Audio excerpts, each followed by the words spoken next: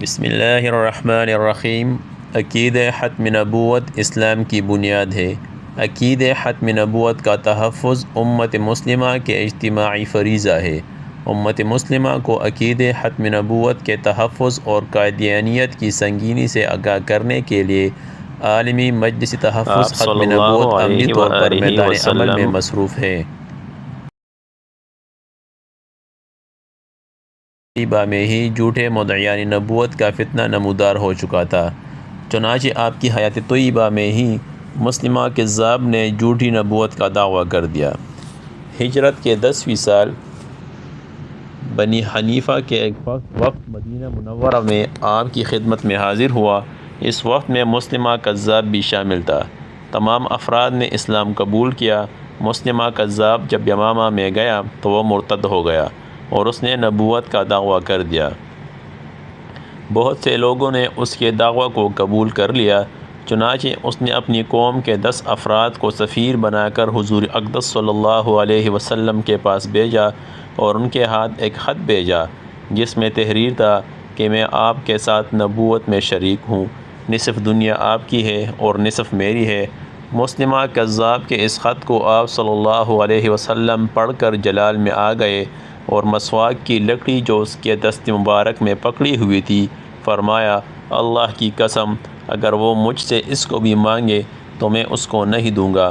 پھر آپ نے قاصدوں سے پوچھا، تم اس بارے میں کیا کہتے ہو؟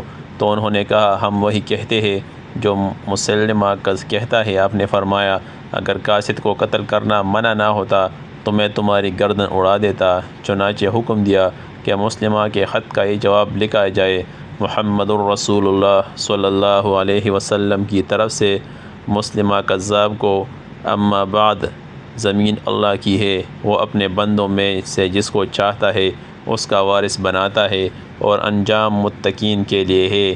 آپ کے واضح جواب کے باوجود مسلمہ کذاب اپنے دعویٰ پر قائم رہا، یہاں تک کہ آپ نے اس جہاں سے رحلت فرمائی تو مسلمہ کذاب نے نبوت کے دعویٰ میں تیزی دکھانی شروع کر دی، جہاں تک کہ 1 لاکھ سے زیادہ افراد اس پر ایمان لے آئے۔ مسلمہ کذاب جادو اور شبہ بازی کا فن جانتا تھا جس سے لوگ جلد اس کے جال میں پھنس جاتے تھے۔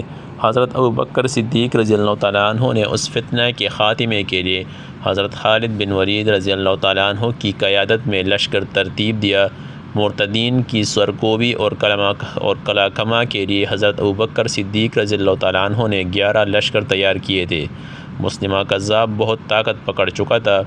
20,000 سے زیادہ لوگ مسلمہ کذاب کے مارے گئے، جبکہ مسلمان شہداء کی تعداد 1200 کے لگ بھگ تھی۔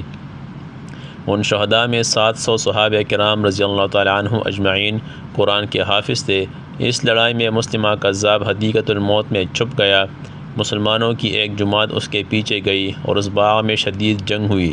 حضرت حمزہ رضی اللہ تعالیٰ عنہ کے قاتل حضرت وحشی رضی اللہ تعالیٰ عنہ جو کہ اسلام قبول کر چکے تھے نے مسلمہ کذاب پر حربہ پھینکا جو اس کے سینے میں اتر گیا اور پشت کی طرف سے نکل گیا۔ ایک انصاری مرد نے اس سے تلوار مار کر موت کے گھاٹ اتار دیا۔ مسلمہ کذاب کی بیوی سجاح جو کہ خود نبوت کی دعوے دار تھی، وہ بھاگ کر بصرہ میں چھپ گئی اور روپوشی کے عالم میں کچھ دنوں بعد مر گئی۔